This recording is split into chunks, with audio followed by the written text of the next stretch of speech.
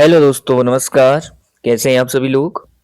उम्मीद है आप लोग अच्छे होंगे और काफ़ी अच्छी आप लोगों की स्टडी भी चल रही होगी। आप सभी का एक बार फिर से एग्जाम एकेडमी पर हार्दिक स्वागत है। आज हम मुगल काल की चौथी क्लास करने वाले हैं, जिसमें हम जहांगीर से संबंधित महत्वपूर्ण एमसीक्यूज डिस्कस करने वाले हैं। जहांगीर यानी जिसका बचपन का नाम था सलीम। ठीक है। इससे पहले हमने बाबर, हुमायूं और अकबर से संबंधित महत्वपूर्ण एमसीक्यूज किए हैं। तो शुरू करते हैं आज की वीडियो को।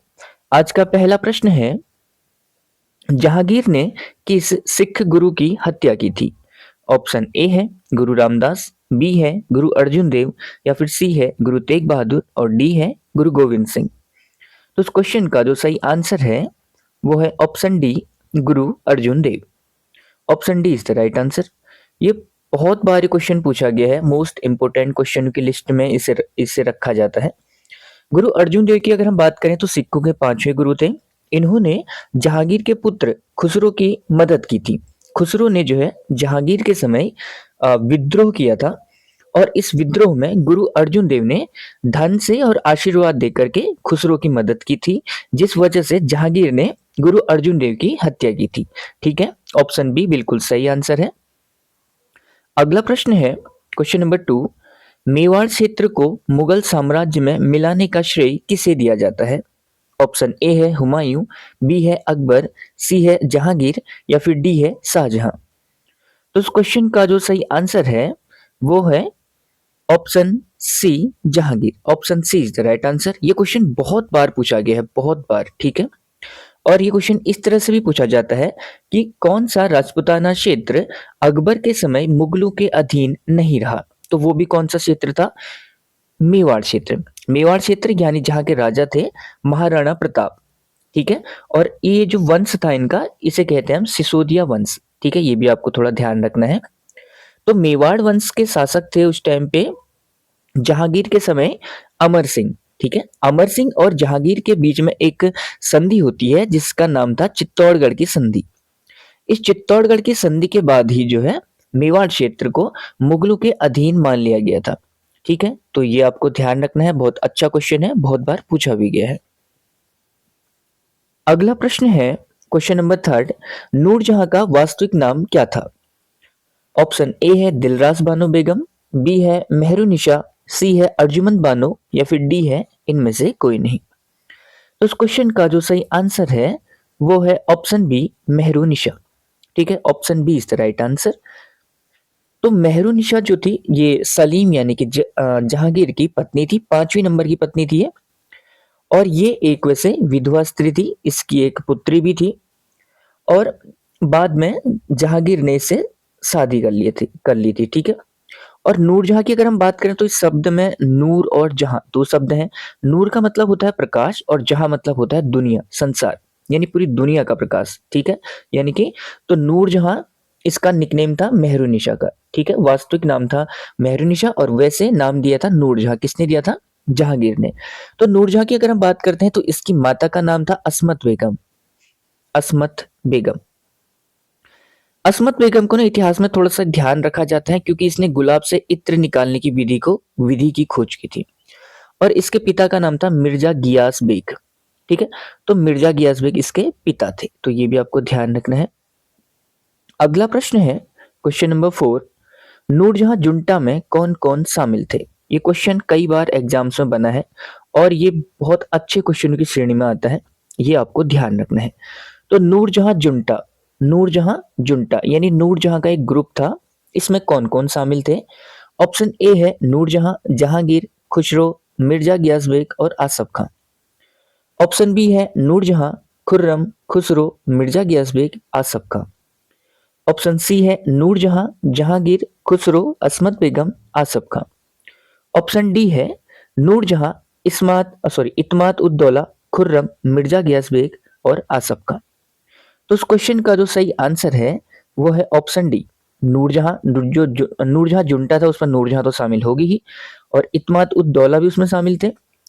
और खुर्रम, खुर्रम यानी कि ये शाहजहां का बचपन का नाम था खुर्रम, तो शहजादा खुर्रम भी इसमें शामिल था। मिर्जा गियास बेग ये इनके पिता थे नूरजहां के, और आसफ का इनका भाई था। तो ये सब जो है इसमें शामिल थे। ठीक है, ऑप्शन डी जो है बिल्कुल सही है। ये आपको ध्यान रखना है, कई बार क्वेश्चन पूछा गया है। नूरजहां जुंटा में एक तो होगी नूरजहां, एक होगी इत्माद उद्दौला, एक खुर्रम यानी कि शाहजहां का बचपन का नाम था खुर्रम, और एक मिर्जा गियास बेग और एक आसफ का। तो ये अच्छा क्वेश्चन है, आपको ध्यान रखना है। अगला प्रश्न है, निम्न में से कौन सा कार्य जहांगीर से संबंधित है? ऑप्शन ए है आगरा किले के बाहर सोने की जंजीर लगाना, बी है कैप्टन हॉकिंस का भारत आना, सी है तंबाकू पर प्रतिबंध लगाना, और डी है ये सभी कार्य। तो इस क्वेश्चन का सही आंसर है ऑप्शन डी, ये सभी। तो आगरा किले के बाहर सोने की जंजीर जो है ये जहांगीर द्वारा लगाई गई थी। ये न्याय की जंजीर भी इसे हम कहते हैं, और हर व्यक्ति को न्याय तुरंत दिलाना इस सोने की जंजीर का उद्देश्य था। कैप्टन हॉकिंस अंग्रेज जो है इस टाइम पे भारत आए थे। 1508 में कैप्टन हॉकिंस जो है भारत आया, इसके दरबार में आया, और फारसी भाषा का अच्छा ज्ञाता था ये हॉकिंस, और इसीलिए इसको 400 का मनसब भी दिया था किसने? जहांगीर ने, और इंग्लिश खां की उपाधि भी दी थी। ठीक है, ये भी ध्यान रखना है। और तंबाकू पर प्रतिबंध भी मुगल काल में सबसे पहले जहांगीर द्वारा लगाया गया था। ये भी एक अच्छा क्वेश्चन है, इससे भी आपने ध्यान रखना है। और तंबाकू का प्रचलन भारत में किसने किया था? पुर्तगालियों ने। ये तो आपको शायद पता होगा। तो ये इस क्वेश्चन का सही आंसर हो गया ऑप्शन डी, ये सभी। ठीक है, option D is the right answer. अगला प्रश्न है क्वेश्चन नंबर 6, चित्रकला का स्वर्णिम काल किस मुगल शासक के काल को कहा जाता है? ऑप्शन ए है हुमायूं, बी है अकबर, सी है जहांगीर, या फिर डी है शाहजहां। इस क्वेश्चन का जो सही आंसर है वो है option C, Jahangir. Option C is the right answer. Most important प्रश्न है।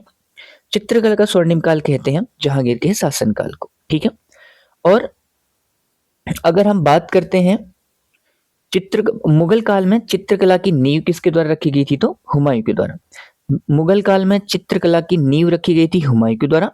चित्रकला का स्वर्णिम काल कहा जाता है जहांगीर के काल को। ठीक है, ये भी आपको ध्यान रखना है, अच्छा प्रश्न है। और जहांगीर की अगर हम बात और अकबर के शासनकाल में दसावन और बसावन दो महत्वपूर्ण चित्रकार थे। दसावन और बसावन, ये हमने कल वाली वीडियो में पढ़ा था, ध्यान रखना है आपको। और जहांगीर के शासनकाल में दो बहुत महत्वपूर्ण चित्रकार थे, उनमें से एक का नाम था मंसूर। ये बहुत बार क्वेश्चन पूछा गया है, मंसूर। ठीक है, मंसूर ये जो है पक्षियों के चित्र बनाता था, पक्षी विशेषज्ञ था। ठीक है, तो मंसूर। और दूसरा था अबुल हसन। अबुल हसन, ये दो, इन दोनों का नाम आपको हर हालत में याद रखना है, मंसूर और अबुल हसन। मंसूर पक्षियों से संबंधित चित्र बनाता था, और अबुल हसन जो था ये व्यक्ति विशेष से संबंधित चित्र बनाता था। ठीक है, ये भी आपको ध्यान रखना है, अच्छा प्रश्न है, ये बहुत बार पूछा गया है। अगला प्रश्न है क्वेश्चन नंबर 7, दू अस्पा और सिंह अस्पा प्रथा को किसने प्रारंभ किया था? ये क्वेश्चन भी अच्छा क्वेश्चन है, ये क्वेश्चन भी पूछा गया है। ऑप्शन ए है हुमायूं, बी है अकबर, सी है जहांगीर, या फिर डी है शाहजहां। इस क्वेश्चन का सही आंसर है ऑप्शन सी, जहांगीर। ठीक है, तो जहांगीर ने दू अस्पा और सिंह अस्पा प्रथा को प्रारंभ किया था। दू अस्पा और सिंह अस्पा जो है ये सैन्य सुधार प्रणाली थी। ठीक है, अकबर की जो मनसबदारी प्रणाली थी उसी में सुधार किया था दू अस्पा और सिंह अस्पा प्रथा को शुरू करके जहांगीर ने। ठीक है, तो एक सैन्य सुधार प्रणाली थी जो जहांगीर के द्वारा शुरू की गई थी, और बाद में शाहजहां ने भी इसे बनाए रखा था। अगला प्रश्न है, जहांगीर का मकबरा कहाँ स्थित है? ऑप्शन ए है फतेहपुर सीकरी, बी है आगरा, सी है काबुल, या फिर डी है लाहौर। तो इस क्वेश्चन का जो सही आंसर है ऑप्शन डी, लाहौर। लाहौर के शाहदरा में, ठीक है, शाहदरा में इसका मकबरा है, शाहदरा लाहौर में। और ये क्वेश्चन भी पूछा गया है। ठीक है, ये बहुत बार क्वेश्चन पूछा जाता है, जहांगीर का मकबरा कहाँ है? ठीक है, तो ये कहाँ है? शाहदरा में। शाहदरा कहाँ पड़ता है? लाहौर में। ठीक है, ये भी आपको ध्यान रखना है। आज की वीडियो का आखिरी प्रश्न है, तुजुक ए जहांगीरी किसके द्वारा लिखी गई है? ऑप्शन ए है बदायूनी, बी है अबुल फजल, सी है जहांगीर, या फिर डी है फैजी। तो इस क्वेश्चन का जो सही आंसर है वो है ऑप्शन सी, जहांगीर। ठीक है, जहांगीर ने फारसी भाषा में इस किताब को लिखा है, तो ये भी आपको ध्यान रखना है। ये क्वेश्चन भी अच्छा क्वेश्चन है। तो दोस्तों, ये थी आज की वीडियो जिसमें हमने जहांगीर से संबंधित महत्वपूर्ण एमसीक्यूज देखे, और उम्मीद है क्लास आपको अच्छी लगी होगी। अगर आपको क्लास अच्छी लगी है तो वीडियो को लाइक करें और कमेंट करें, बाकी चैनल को सब्सक्राइब करें। Thank you so much.